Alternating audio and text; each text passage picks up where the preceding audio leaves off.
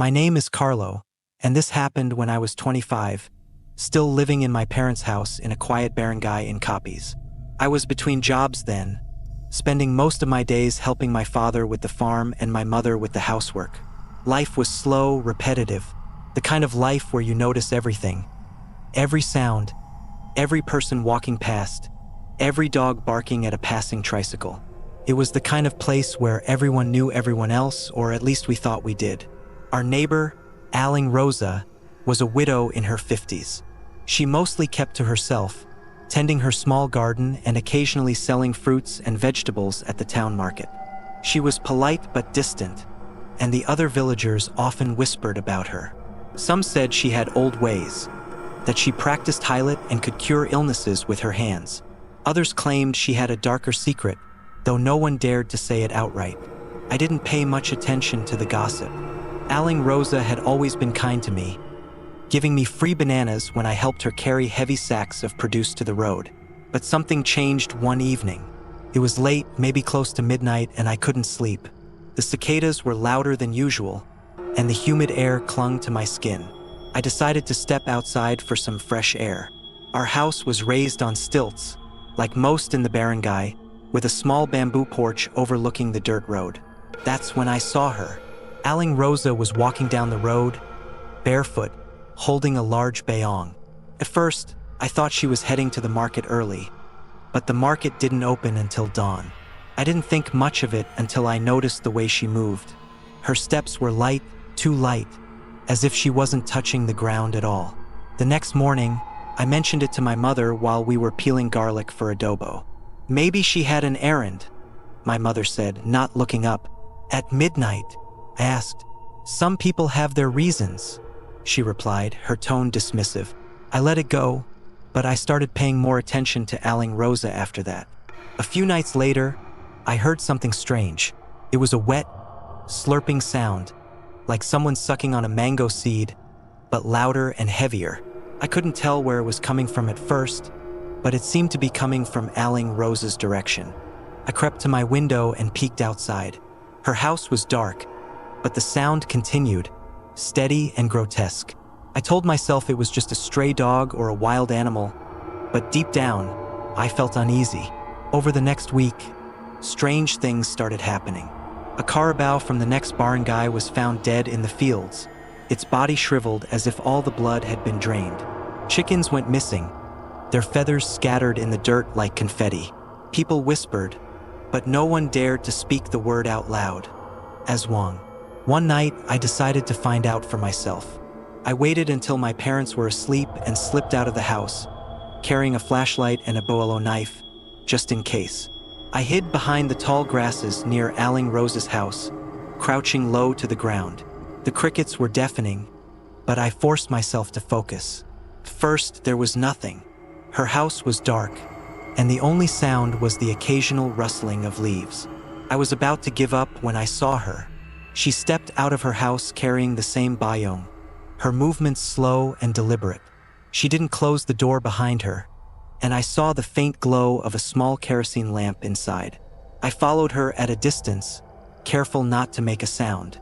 She walked deeper into the fields, past the carabao pens and the banana trees, until she reached a clearing. There, she stopped and set the bayong on the ground. What I saw next will haunt me forever. She pulled something out of the large bayong. A man, limp and lifeless. It was an adult man, no older than 30s. I froze, unable to move or breathe. Aling Rosa knelt beside the lifeless body and she changed. Her back arched unnaturally, her limbs elongating, her nails growing into claws. Her face stretched, her jaw unhinging like a snake's, revealing rows of sharp, glistening teeth. And then she began to feed. She licked the man's flesh clean with her long, black tongue, her movements precise and methodical. The sound was worse than I remembered, wet and hungry. I wanted to run, to scream, but my legs wouldn't obey me. At some point, she stopped and looked up, her glowing red eyes scanning the darkness. For a terrifying moment, I thought she saw me. Her head tilted, and she sniffed the air like a dog. I pressed myself against the ground, praying she wouldn't come closer. After what felt like an eternity, she returned to her meal, finishing the body with horrifying efficiency. When she was done, she gathered the bones into her bayong and walked back toward her house as if nothing had happened. I waited until I was sure she was gone before running back home, my heart pounding in my chest. The next day, I told everyone what I saw. My parents, our neighbors, even the barangay captain. No one believed me. "You're tired," my father said. "You imagined it. It's not good to spread rumors," the barangay captain warned. "Aling Rosa has lived here her whole life. She's not an Aswang." Even my mother shook her head. "Sometimes the mind plays tricks," she said, but I knew what I saw. That evening, as the sun dipped below the horizon, I returned home feeling defeated. I climbed the stairs to our porch and froze. There, on the bamboo slats, was a small package wrapped in banana leaves. My hands trembled as I unwrapped it. Inside was a heart, still warm, still beating. I dropped it and stumbled back, my stomach turning. Behind me, I heard a faint, familiar sound. The wet, slurping noise I'd heard before.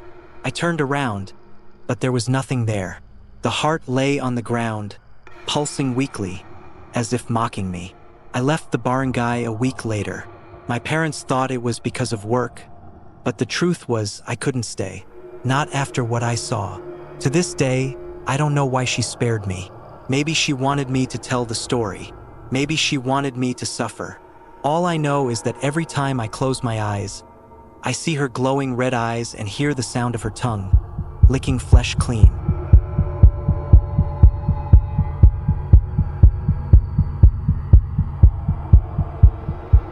It was another humid evening in Quezon City, the kind where the air clings to your skin, even after the sun dips below the skyline. My taxi shift had dragged on, and by 10 p.m., the streets were finally quiet. I decided to take Balete Drive, an eerie shortcut I rarely used, though it saved me some time. Balete Drive had its stories, of course.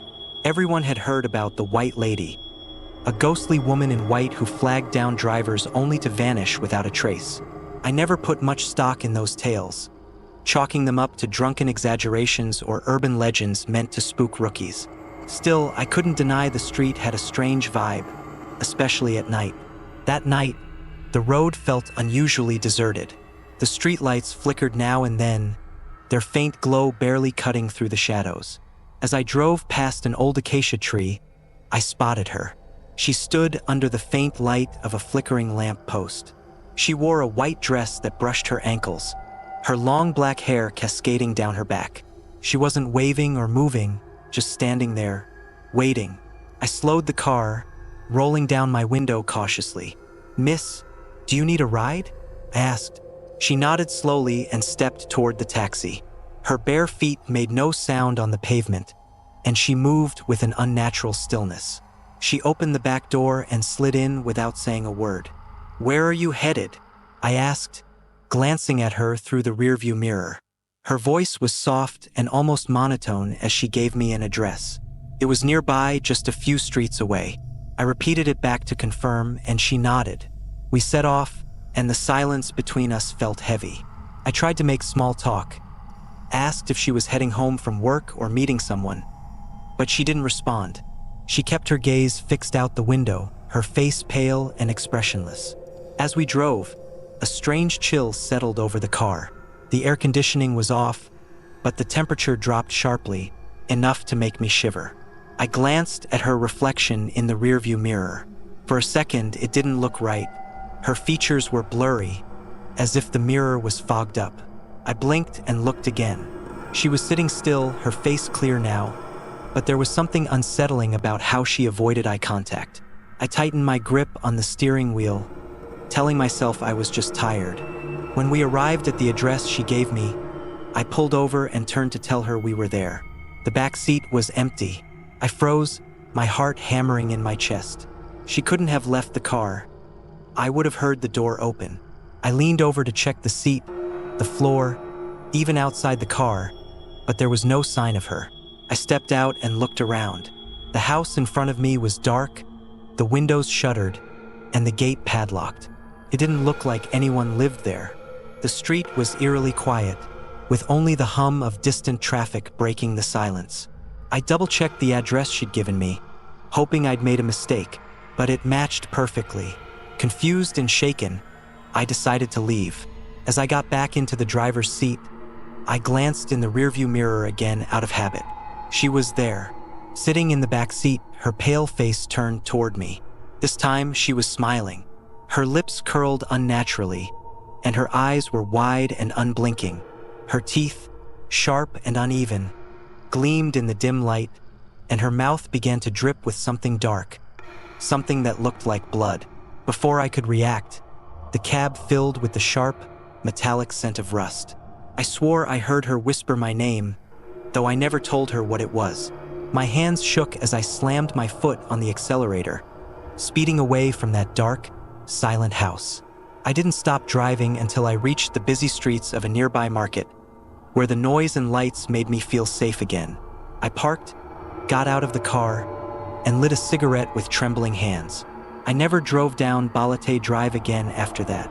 I sold the taxi a month later and found a different route for my shifts.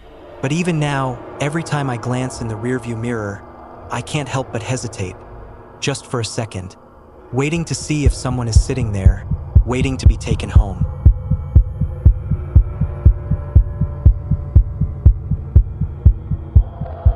I was traveling back to my hometown in the northern Philippines when it happened.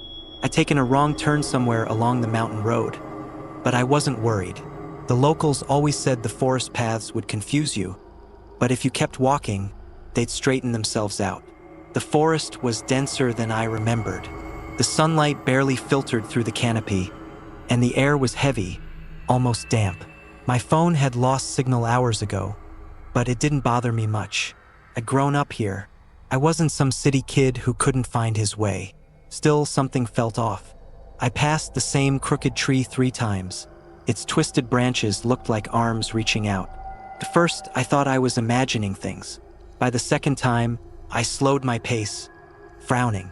When I saw it again, my stomach dropped. I turned in a full circle. No matter which way I looked, the paths blurred together, and every direction seemed the same. A knot of unease formed in my chest. I was lost. The stories my grandmother told us as kids crept into my mind. She used to sit on the porch, rocking in her chair, warning us never to wander into the woods alone. The Tikbalang tricks travelers, she'd say.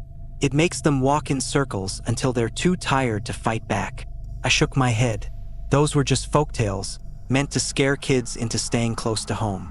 I wasn't a kid anymore, but the knot in my chest tightened as I walked faster, trying to find something, anything, that looked familiar.